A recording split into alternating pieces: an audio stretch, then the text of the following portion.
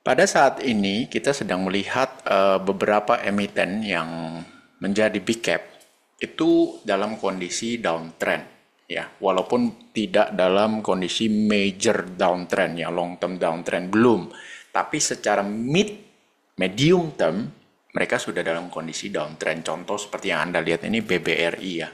BBRI harga sudah di bawah MA20, di bawah MA50, ya kan, di bawah MA 100, di bawah MA 200. Jadi kita bisa bilang dia downtrend BBRI. Kemudian Bank Mandiri juga downtrend dengan kondisi yang sama persis seperti BBRI, di mana harga di bawah semua moving average.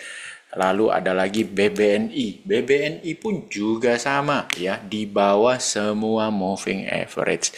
Jadi situasi yang seperti ini itu biasanya tidak selalu, tapi biasanya akan berujung kepada crash. Crash itu market turun minimal 20% dari harga tertingginya ya. Turun 20%. Saat ini sih baru sekitar 10%. Jadi masih dibilang koreksi ya. Market dalam kondisi koreksi. Koreksi sehat kalau kata orang-orang ya, turun 10% itu. Tapi kan tidak semua orang merasa sehat portfolionya. Ada yang saat ini mungkin sedang mengalami ibaratnya penurunan hingga 60% portfolionya. Ada juga yang mungkin sedang mengalami penurunan portfolio hingga 70%. Nah, ini kondisi yang sudah tidak sehat. Ya, sangat tidak sehat. Kalau sudah terjadi seperti itu, apa yang sebaiknya dilakukan? Ya kan? Nah, saya pakai analogi dunia kesehatan saja. Jadi ibaratnya kalau portfolio yang sudah drawdown lebih daripada 50%, ya. Kalau ini di cut loss, maka dia akan loss 50% minimal, itu udah kondisi parah. Ya. Nah, apa yang harus dilakukan? Itu biasanya para newbie itu kan akan mencari para suhu-suhu yang mana tolong dong diliatin satu persatu portfolionya, saham-sahamnya, mana yang masih ada harapan, mana yang tidak ada harapan, mana yang harus di-cut, mana yang tidak. Itu kan sama dengan mentransfer resiko kepada si suhu. Jadi ibaratnya nanti kalau misalnya rekomendasi dari si suhu ini salah, maka yang disalahkan suhunya. Ya kan? Influencernya yang disalahkan gitu loh. Padahal sejak awal siapa yang beli saham itu? Ya, yang punya portfolio kan. Tapi kenapa giliran udah berantakan, resiko itu mau dipindahkan ke orang yang mana ditanyain rekomendasi kepada orang lain, kemudian rekomendasi yang diberikan, kalau ternyata salah, orang itu yang disalahin, bukan pemilik portfolionya. Ujung-ujungnya pasti akan begitu. Jadi ibaratnya, loh ini Anda suruh cut, ternyata dia terbang. Yang ini Anda suruh hold, ternyata dia turun makin dalam. Nah, gitu loh. Kamu ini gimana sih? Padahal salah yang sebenarnya ini salahnya siapa? Yang punya portfolio. Jadi sebenarnya kalau sudah kondisi seperti itu, kalau saya dihadapkan pada kondisi seperti itu, saya ditanya, maka ya saya akan memposisikan diri sebagai seorang seperti ya tenaga medis atau dokter, di mana sebagai seorang dokter datang nih pasiennya kolesterolnya tinggi. Nah, kita tanya nih sama ChatGPT ya. Saya minta ChatGPT menjadikan dirinya sebagai seorang dokter spesialis penyakit dalam, subspesialis bidang kolesterol. Nah, di mana saya ingin bertanya tentang kolesterol. Pertama saya tanya berapa kadar kolesterol yang normal dan yang tinggi. Dijelasin nih sama ChatGPT, bla bla bla, panjang lebar itu jenis-jenis kolesterol apa, batas rendah, tinggi, ada semua. Ya jadi zaman sekarang itu ibaratnya kalau nanya ke Google malah lebih lama karena Anda harus cek satu persatu artikel. Kalau tanya ke ChatGPT dengan prompt yang sesuai, kita menyuruh dia memposisikan diri sebagai apa, maka dia akan memberikan jawaban seperti ini, dan ini jawabannya cepat banget, hitungan detik lah, certet gitu kan. Nah, sekarang ada berbagai jenis kolesterol. Nah, kolesterol yang kita jadikan acuan yang kolesterol total aja deh, gitu kan. Di mana kalau kolesterol total dianggap tinggi itu kalau di atas 240. Ya, di atas 240 ini tinggi, gitu kan. Nah, Sekarang pertanyaan berikutnya, jika seseorang memiliki kolesterol jauh di atas 240, apa tindakan yang diperlukan untuk mengatasi kondisi tersebut? Ah, gitu pertanyaannya. Dijawab nih, bla bla bla bla bla bla bla bla bla, ya kan? Nah, jadi nomor satu itu langkah komprehensifnya apa? Oh, bla bla bla bla bla. Jadi intinya lu ke dokter dulu, lu cek dulu, kan gitu ya. Lu cek dulu. Langkah kedua, modifikasi gaya hidup, ya kan? Pola makan apa segala macam. Ya, yang ketiga, terapi obat. Maksudnya pakai obat jika diperlukan. Nah, kan gitu ya. Jadi, ibaratnya si ChatGPT masih ngasih beberapa opsi. Ah, gitu kan. Terus, saya tanya nih, jika kadar kolesterol seseorang sudah di atas 400, apakah wajib melakukan terapi obat untuk menurunkan kadar kolesterol? Nah, jadi jawaban yang saya inginkan dari ChatGPT ini adalah analoginya, kalau terapi obat, kita makan obat nih. So, seseorang yang sudah memiliki kolesterol tinggi ini 400 ke atas, sama dengan portfolio udah drawdown 50%. Kalau di cut loss, lu rugi 50%. Nah, yang saya inginkan jawaban dari ChatGPT ini, apakah perlu terapi obat dan mengubah pola hidup, gitu kan? Itu yang saya ingin tahu dari ChatGPT. Nah, terapi obat itu saya samakan dengan cut loss, ya. Mengubah gaya hidup itu sama dengan mengubah, kalau di trading, mengubah mindset, mengubah trading, menggunakan trading sistem yang baik dan benar, atau punya trading sistem yang baik dan benar, mindset trading yang benar, pakai stop loss, ya kan, disiplin, pakai money management. Itu gaya hidup kalau di dunia kesehatan, ya kan. Makan obat adalah cut loss. Nah, perlu nggak nih dua-duanya? Nah, tapi dengan menggunakan analogi kolesterol, saya tanya lagi nih, kalau udah di atas 400 wajib nggak terapi obat untuk menurunkan kadar kolesterolnya? Nah, dijawab sama dia, bla bla bla, kondisi yang sangat serius dan hampir selalu membutuhkan terapi obat untuk menurunkannya, selain mengubah gaya hidup. Nah, di sini kan jawabannya adalah, you kalau nggak cut loss, ya nggak apa-apa, ya kan? Tapi umumnya you wajib cut loss, ya kan? Tapi yang penting adalah mengubah gaya hidup. Jadi mengubah you punya mindset. Oke. Nah, logikanya sederhananya gini, kalau kolesterol udah tinggi, kita nggak minum obat, cuman mengubah pola hidup, itu bisa nggak nurunin kolesterolnya gitu kan? Dijawab, mengapa terapi obat itu adalah wajib? Nah, bla bla bla bla bla bla bla bla. Nah, terapi yang direkomendasikan obatnya apa aja? Statin ya, yang menderita kolesterol udah tahu lah ya obat statin ini apa, ezetimibe itu apa gitu kan. Bla bla bla bla bla bla. Ada ya kan, mengubah pola hidup bla bla. Pemeriksaan penyebab sekundernya apa, bla, genetika apakah ya kan gitu. Kesimpulannya adalah kolesterol total di atas 400 mg hampir dipastikan membutuhkan terapi obat intensif. Ya, tapi saya juga masih belum puas gitu kan. Jadi saya tanya lagi, jika kadar kolesterol seseorang di atas 400, namun orang tersebut tidak ingin melakukan terapi obat, namun hanya melakukan modifikasi gaya hidup yang lebih sehat, apa kemungkinan yang akan terjadi pada orang tersebut? Jadi dia nggak mau minum obat, tapi mengubah pola hidup.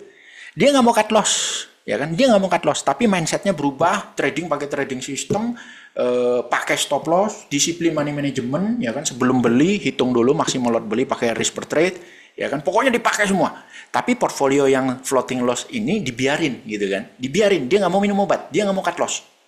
Itu gimana? Nah, gitu kan, analoginya. Dijawab, penurunan kolesterolnya tidak memadai, jadi bisa turun tapi nggak bisa cepat mencapai level yang diinginkan atau level menuju ke level normal, itu kan. Terus yang ini, resiko tinggi penyakit kardiovaskuler, itu yang kedua. Kemungkinan komplikasi sistemik. Nah, yang ketiga, gaya hidup mungkin tidak cukup efektif dan kebutuhan intervensi mendadak di masa depan. Nah, jadi poin pertama, kedua, ketiga, dan kelima ini seperti ingin berbicara bahwa you nggak minum obat, you nggak apa-apa, ya kan? Lu mengubah gaya hidup. Tapi apa gaya hidup lu ini yang berubah? Mindset trading lu yang berubah ini bisa sustain, bisa tetap lu jalankan dengan disiplin nggak? Kalau enggak, repot. Ya, katakanlah you bisa disiplin nih, misalnya you bisa disiplin menjalankan mindset yang baik dan benar, trading system yang baik dan benar, trading dengan disiplin, trading dengan money management, you bisa jalankan dengan baik. Tapi ke depannya pun akan ada risiko-risiko lain, yaitu pertama, you biarin portofolionya tidak membaik, ya kan? Itu bisa jadi masalah. Kenapa?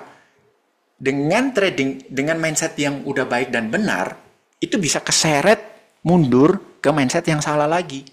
Kenapa? Karena ketika Anda merubah mindset Anda dengan pola trading yang baik dan benar, tentu Anda cuma punya dua pilihan nih. Pertama, pakai modal baru tapi Anda sudah trauma karena Anda nyangkutnya gede.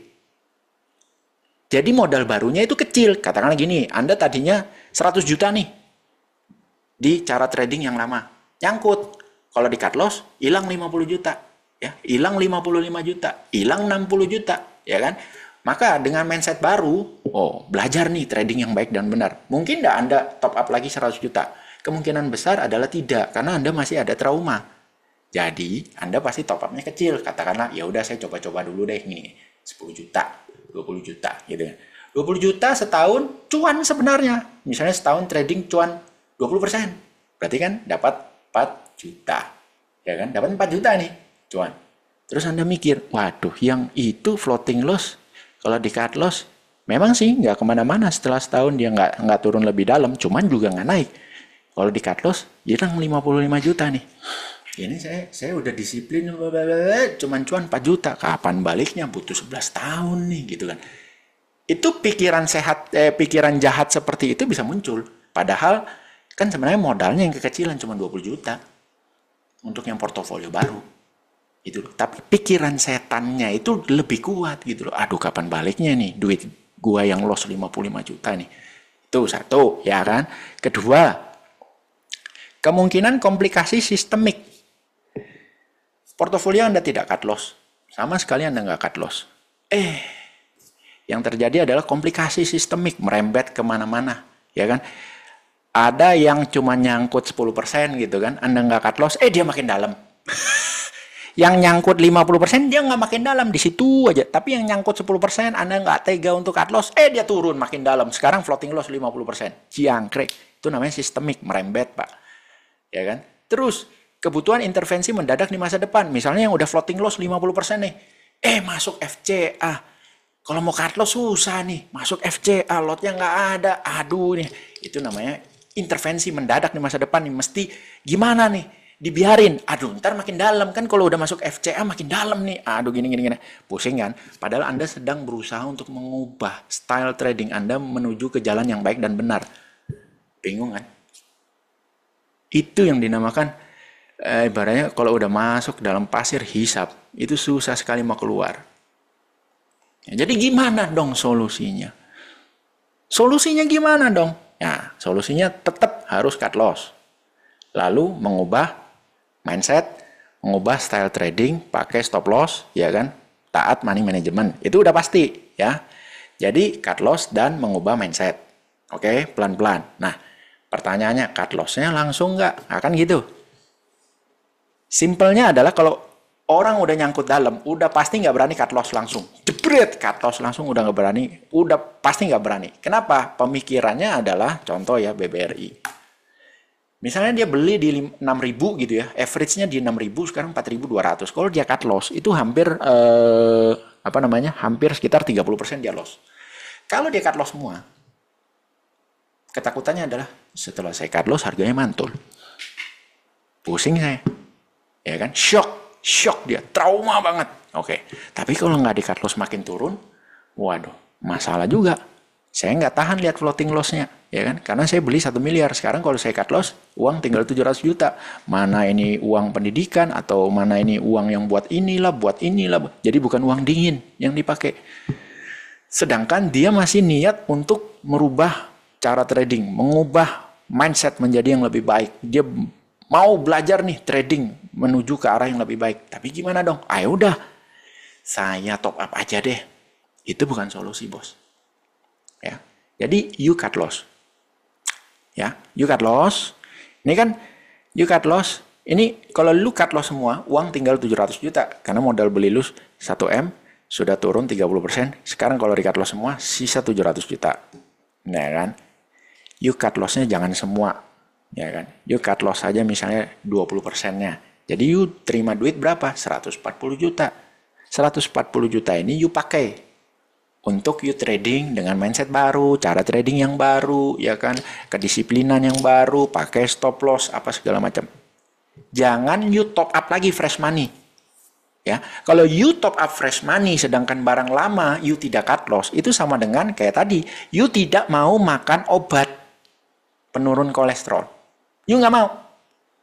Saya cuma mau olahraga, mengurangi makan yang daging-daging, ngurangin makan garam, apa segala macam kayak gitu-gitu, mengubah pola hidup. Tapi obat kolesterolnya, gue nggak mau. Padahal kolesterolnya sudah 400.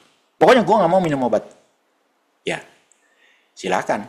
Itu you punya pilihan. Cuma alangkah baiknya, untuk pola hidup baru, you pakai uang yang dari hasil you cut loss. Jadi ibaratnya, imbang nih, ada you makan obat sambil mengubah pola hidup, gitu loh. You cut loss saja. Kalau nggak berani semua, mau separuh kek di cut loss dulu atau 20%-nya kek di cut loss dulu, terserah. Pokoknya jangan top up fresh money, jangan. Ya, gunakan uang hasil cut loss, terserah mau berapapun. Intinya lu udah ada niat untuk mengubah pola hidup, akan gitu ya. Sama seperti orang mau diet. Saya udah ada niat nih diet, ya kan? Mengubah pola makan. Tapi kalau nggak olahraga kan sama aja bohong, ya kan? Jadi harus imbang mengubah pola makan dan juga ada olahraga. Seperti itu. Jadi you cut loss, pakai uang itu untuk trading dengan hidup baru. Jangan top up fresh money. Ya, itu. Tapi kalau bagaimana kalau saham-saham saya ini yang udah nggak bisa di cut loss Pak karena bitnya nggak ada, ya itu lain cerita ya. Masa semuanya begitu? Kalau semuanya begitu ya itu super apes ya. Kalau semua saham yang Anda punya sama sekali nggak ada bitnya semua, nggak ada harga bitnya sehingga saya udah niat cut loss Pak tapi bitnya nggak ada, gimana dong? Ya itu lain cerita ya. Itu super apes ya. Kalau you masih niat ya you top up, tapi jangan banyak-banyak, ya kan? Karena belum tentu niatmu sebesar dengan kedisiplinanmu. Oh, saya niat Pak mau berubah gitu kan. Saya niat nih mau berubah, makanya saya ikut membership Angka Bicara. Saya nonton semua video-video yang ada di dalam aplikasi berdagang angka Pak. Yang Pak Ji share. Oh, saya tonton itu semua tiap hari. Saya niat Pak. Tapi udah pakai stop loss enggak? Oh, enggak Pak. Soalnya saya masih takut loss. Lah, itu namanya niat doang. Kedisiplinannya enggak ada. Ya, effortnya cuman ada di kepala tapi tidak action. Jadi buat apa dong pakai fresh money? You cut loss aja. Intinya you cut loss dulu deh. Ya, you cut loss dulu barang nyangkut. You akui dulu you sudah salah. Itu dulu. Tapi jangan banyak-banyak. Ya, karena belum tentu lu bisa disiplin menjalankan pola hidup baru. Jadi itu sebenarnya solusi sederhana untuk portfolio yang nyangkut berat. Ya. Nomor 1, tidak top up fresh money. No.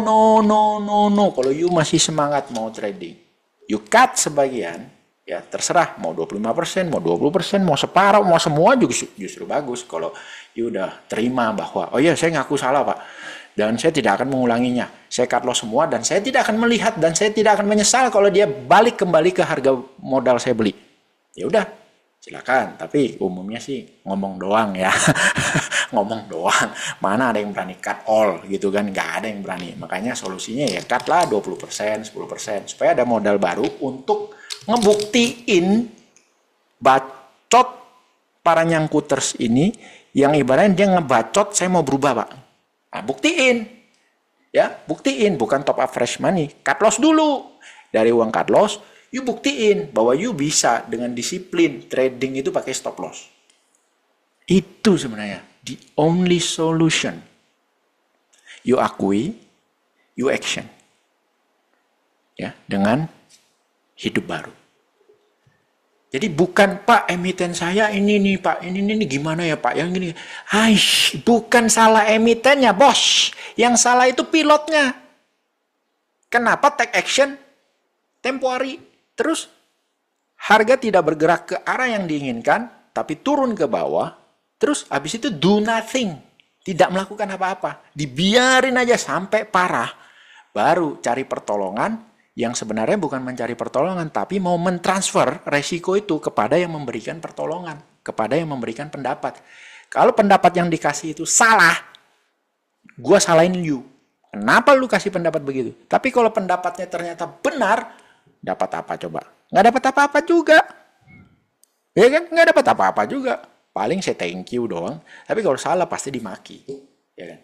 Padahal yang salah itu sebenarnya yang beli. Pertama kali itu kenapa itu dibeli, kemudian tidak ada action stop loss sama sekali. Itu. Jadi sudahlah. Jangan limpahkan tanggung jawab yang harus kamu hadapi ke orang lain, itu satu. Kedua, take action. Ya, ubah mindset. Buktikan bukan dengan bacot, tapi dengan action. Disiplin, money management, pakai stop loss. Punya trading system yang sudah teruji. Ikuti trading system yang sudah teruji. Ya kan? Itu the only solution. Karena kalau enggak, ya udah, itu kan kalau Anda biarkan portfolionya terus seperti itu, Anda nggak berani cut loss, ya itu sama dengan Anda membiarkan kolesterol yang sudah 400 ke atas, Anda biarkan, minum obat pun tidak, mengubah gaya hidup pun tidak, ya udah, tinggal tunggu waktu. Komplikasi kemana-mana, udah pasti. Ujungnya, udah jelas. Ya kan? Kalau di trading, ya pensiun dini, goodbye, say goodbye to trading, say goodbye to investment. Bye-bye. Terus Anda ngebacot keluar, wah nih saham tuh jelek banget, masa gua beli saham kayak gini-gini, sahamnya turun begini-gini. Gila lu, yang disalahin bursa sahamnya, yang disalahin emitennya, yang disalahin bandarnya, yang disalahin supirnya, yang disalahin influencernya. Pokoknya semua disalahin gara-gara dia loss. Cuma satu yang nggak salah, dia sendiri yang nggak salah. Adakah orang seperti ini? Ada, banyak. Ya, banyak orang seperti ini. Oke, sampai jumpa di video berikutnya.